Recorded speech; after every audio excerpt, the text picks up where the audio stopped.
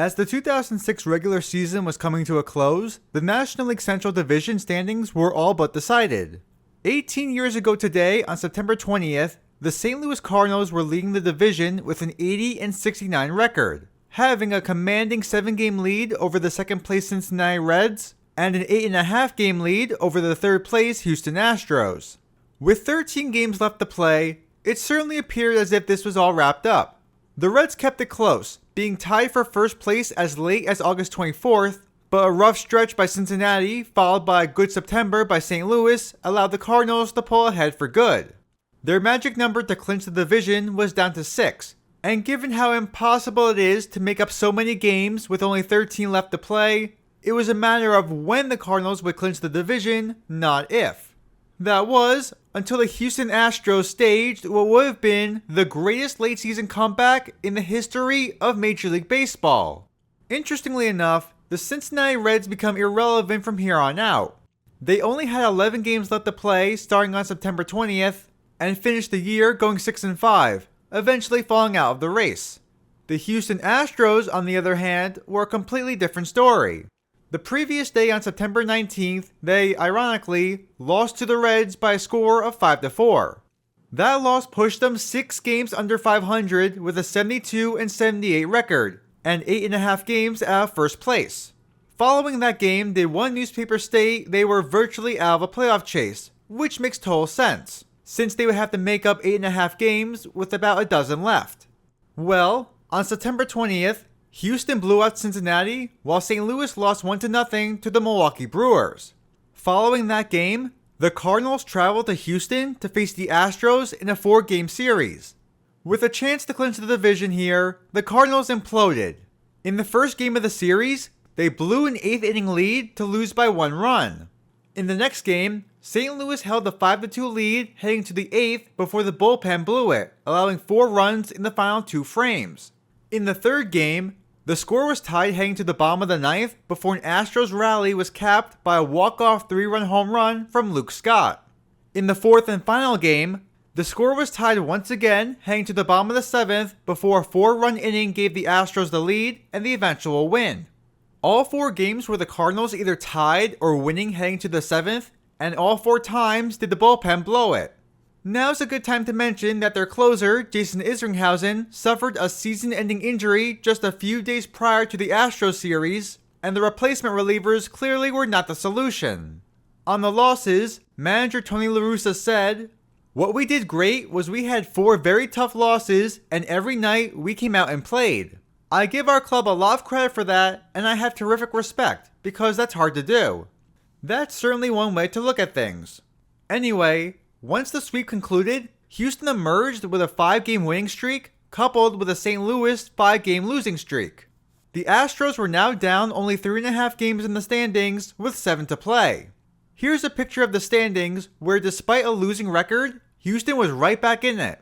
The good news for the Cardinals was, since the Reds were in second place before the Astros overtook them, and Cincinnati lost the game before falling to third, the Cardinals' magic number did lower to 5. The bad news for the Cardinals, their fortunes wouldn't change. Following that series, the Cardinals hosted the San Diego Padres, while the Astros flew to Philadelphia to face the Phillies in a makeup game. In the first game against the Padres, St. Louis came back from a 4-run deficit, only for the bullpen to blow it once again. On the other hand, Houston came back against the Phillies relievers, scoring 3 runs in the 7th inning to win by a run. One day later, on September 26th, it was more of the same. The Cardinals built a 5-2 lead heading into the 7th before starting pitcher Chris Carpenter imploded, allowing 4 runs, giving San Diego an eventual 7-5 win. After their game against the Phillies, the Astros played the Pittsburgh Pirates, where they won yet again, beating Pittsburgh by a score of 7-4. The St. Louis Cardinals woke up on September 20th, 7 games in front of second place and 8.5 games ahead of the Houston Astros. Exactly 1 week later, that 8.5 game difference shrunk to 1.5 games. After the Cardinals lost their 7th game in a row and the Astros won their 7th in a row, one writer said that if St. Louis were to blow the lead and miss the playoffs, it will go down as the greatest collapse in Major League history.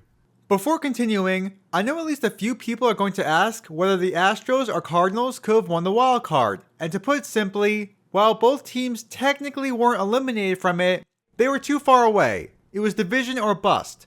In danger of losing 8 in a row, the Cardinals and Padres played a nail-biter of a game. Rookie pitcher Anthony Reyes took the mound for St. Louis, and in the first inning did the Padres tee off him.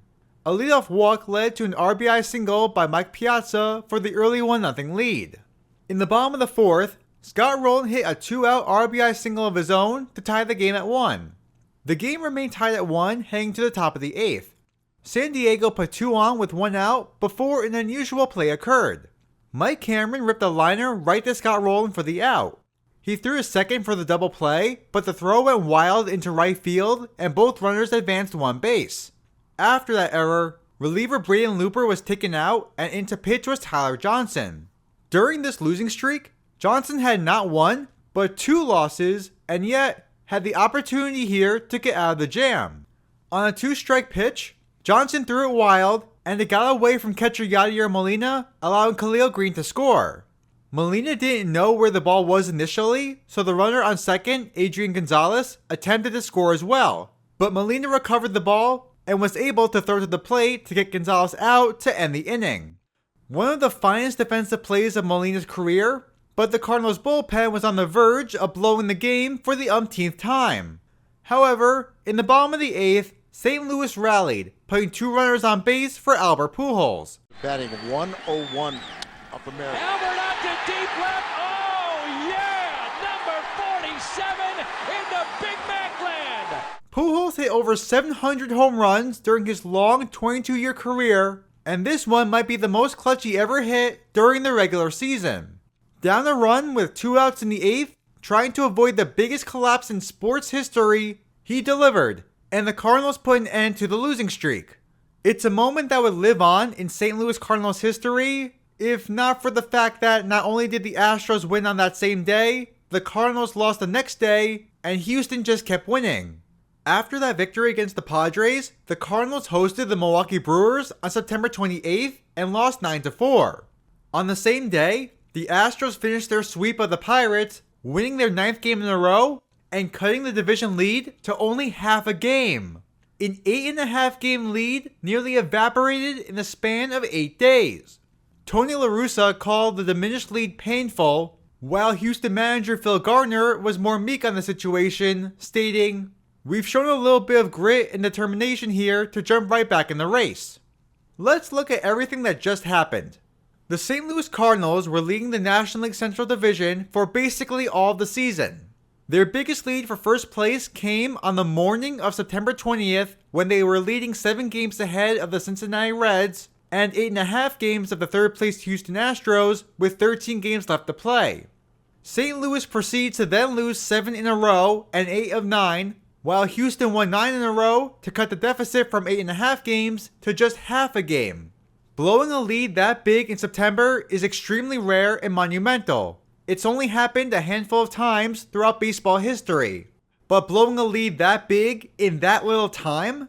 It might possibly be the worst late season collapse in sports history, or the greatest comeback in sports history. Depends who you're a fan of. With an 81-78 record, the Astros had 3 games left to play. The Cardinals had an 81-77 record, but we didn't know yet how many more games they had left. I've mentioned their number of games left in the season a few times, but I've actually yet to clarify something.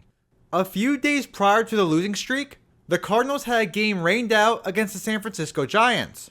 Since the postponement occurred so late in the season, there was no makeup date planned, and it was decided they would only make up the game should it affect the standings. I'm guessing not a single person thought the standings would be affected when St. Louis mounted a 7-game lead. Should the Astros and Cardinals finish the season separated by only half a game, then the Giants would fly to St. Louis to play the makeup game. If the Cardinals and Astros were tied for the division following the outcome of that potential makeup game, then St. Louis would fly to Houston to play a tie-breaking game 163 to determine the division champion. In order to avoid all of that, St. Louis would need to finish ahead of Houston by at least 1.5 games by season's end, and they had 3 scheduled games left to do that. In the first of those 3 games, the Cardinals beat the Brewers on September 29th, while the Astros snapped their winning streak and lost to the Braves. 1.5 game difference. On September 30th, the Cardinals and Brewers were deadlocked all game. Jeff Suppan started for St. Louis, while Ben Sheets started for Milwaukee. Both pitchers were excellent, as the game remained scoreless heading to the 7th inning. 2 singles and a walk would load the bases with 2 outs for Jeff Cirillo. Tony La Russa left Suppan in the game, who got ahead in the count on Cirillo 1-2. On the ground into center field, base hit. 1 run is in. Corey Hart shooting on around. The throw from Edmonds is not in time. Milwaukee leads it 2-0. To be fair, with the way the Cardinals bullpen was playing the past week, I probably would have left Suppan in the game as well. He escaped the inning without allowing another run, and the Brewers led 2-0. The game would remain by that score heading to the bottom of the 8th. 6 outs away from their 9th loss in 11 games, the Cardinals rallied off the Milwaukee bullpen. A single by Albert Pujols and a double by Scott Rowland set up runners on second and third with 1 out. After an intentional walk to load the bases, Ronnie Belliard lined out to right field on what should have been a sacrifice fly, but bad base running by Pujols kept him at third base. Yes, the ball was hit hard, but the awkward angle of the catch would have allowed Pujols to easily score, but since he didn't tag up, he remained at third base with 2 outs. With the pitcher spot due up, Scott Spiezio came in to pinch hit. I cannot emphasize enough just how important this at-bat is for the club at hand. Lose this game, and not only do you have to fight for your life the next couple of days, but it's one step closer to the biggest late-season collapse, not just in baseball history, but all of sports history. However, with the bases loaded and 2 outs, there's still hope. Fastball bullet into the right field corner. It is down. 1 run is in. Another runner coming on around. Okendo says, "Come on home." Encarnacion. The Cardinals lead it 3-2. This is probably the most overlooked hit in St. Louis Cardinals history, and it's no stretch to say it saved their season. Now up 3-2, the team would win by that final score to stay afloat.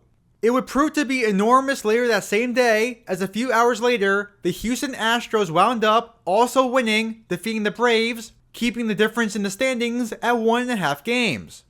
Thanks to that win by St. Louis, in order to keep the Astros season alive, they had to win the final game of the season, and the Cardinals had to lose the final game as well. They crumbled on the stretch, but St. Louis still controlled their own destiny. Interestingly though, St. Louis did end up losing. In the final game of the regular season, starting pitcher Anthony Reyes allowed 2 homers and 4 runs overall in the first inning. He would only last 2/3 of an inning, and Milwaukee would win by a final score of 5-3. Needing just 1 more win to extend their season for another day, the Astros fell behind early. 2 errors by the Houston defense allowed the Braves to jump out to a 3-0 lead. Atlanta would win by a final score of 3-1, putting an end to the Astros season, and thereby clinching the Central Division to the St. Louis Cardinals. Perhaps the most incredible part of this story is despite the fact the Cardinals were 1 Astros victory away from possibly missing the playoffs, they would wind up winning the World Series. The St. Louis Cardinals were that close to succumbing to the greatest collapse in sports history, and when they scraped by on the thinnest of margins, they ascended to world champions.